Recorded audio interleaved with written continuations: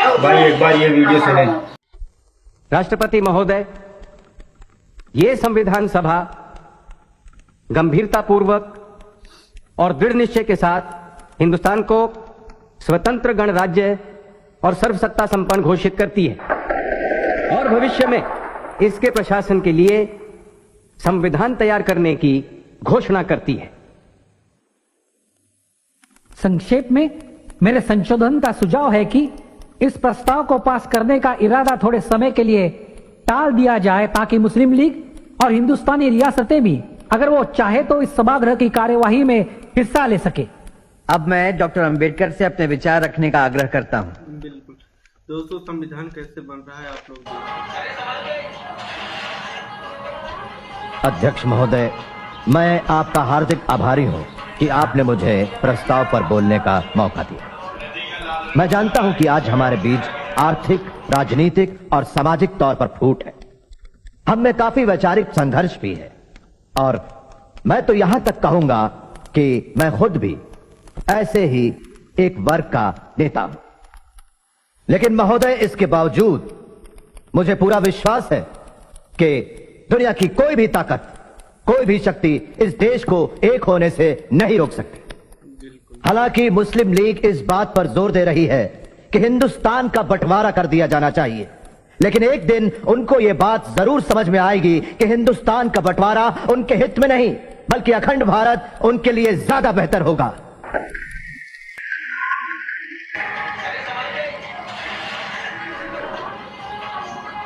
मतलब ये जो जिन्ना है, जिन्ना साहब, उन्होंने पाकिस्तान का बंटवारा कर दिया। तो मिस्टर जिन्ना, पाकिस्तान के मसले पर आपकी राय नहीं बदली। देखिए डॉक्टर आम्बेडकर, आपकी किताब थॉट्स ऑन पाकिस्तान में आपने खुद लिखा है कि हिंदू सोचते हैं कि पाकिस्तान मुसलमानों का ख्वाब है, लेकिन मुसलमान जानते हैं कि पाकिस्तान एक हकीकत है।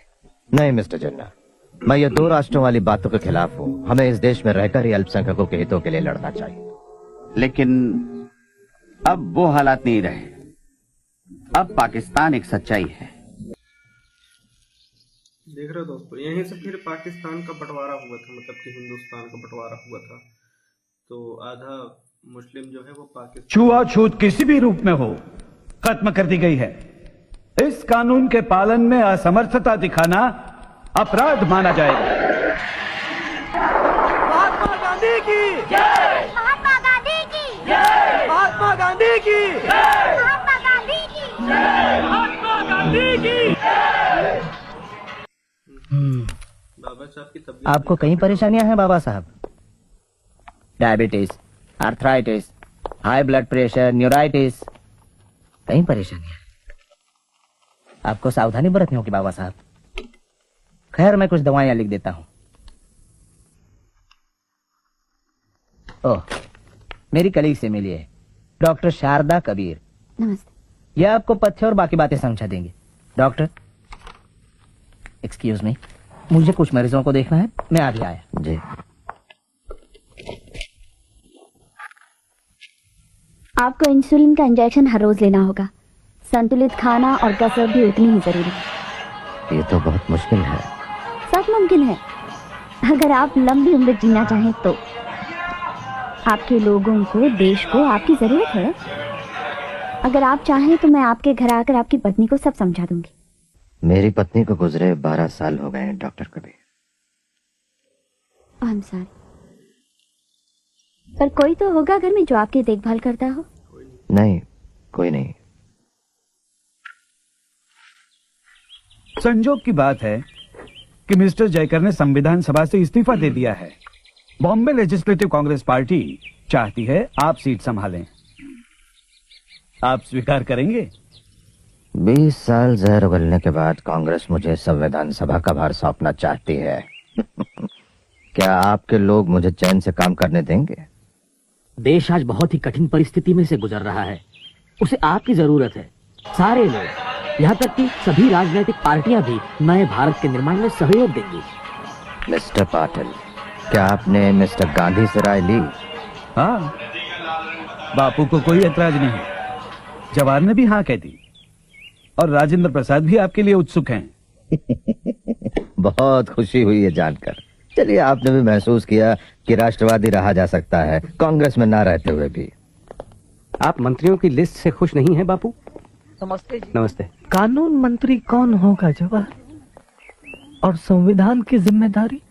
संविधान के लिए हम दुनिया भर के विशेषज्ञों की राय ले रहे हैं। दुनिया भर के? मेरे ख्याल में स्वतंत्र भारत का संविधान एक शोषित को लिखना चाहिए। डॉक्टर अंबेडकर के बारे में क्या ख्याल है?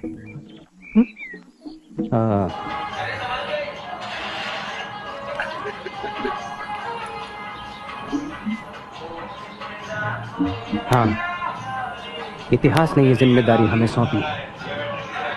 लगता है मेरे मरने तक इस खून खराबे का बोझ मेरी आत्मा पर बना रहेगा। खैर, काम की बात करें। आप जानते हैं कि आपको मैंने यहां क्यों बुलाया है? मैं चाहता हूं कि आजाद हिंदुस्तान की राष्ट्रीय सरकार में आप शामिल हों। आपको मंजूर है? ये सब इस बात पर निर्भर करेगा जवाहरलाल कि कौन सा विभाग मुझे। कानून? वहां काम तो काफी होगा ना? बहुत है, फिक्र मत कीजिए। कई नए कामों को कानूनी जामा पहनाना है। हाँ, हिंदू कोड बिल जो कि अधूरा पड़ा है, उसका फैसला भी हमें जल्दी करना है। मैं खुश हूं, हम साथ काम करेंगे। प्रिय भावराव, हिंदुस्तान आज एक आजाद देश है, मगर क्या वो अपनी आजादी सलामत रख पाएगा? क्या अलग अलग और परस्पर विरोधी विचारधारा वाली राजनीतिक पार्टियां हिंदुस्तान को अपनी अपनी जाति और धर्म से ऊपर रख पाएंगी? हमें अपनी आजादी की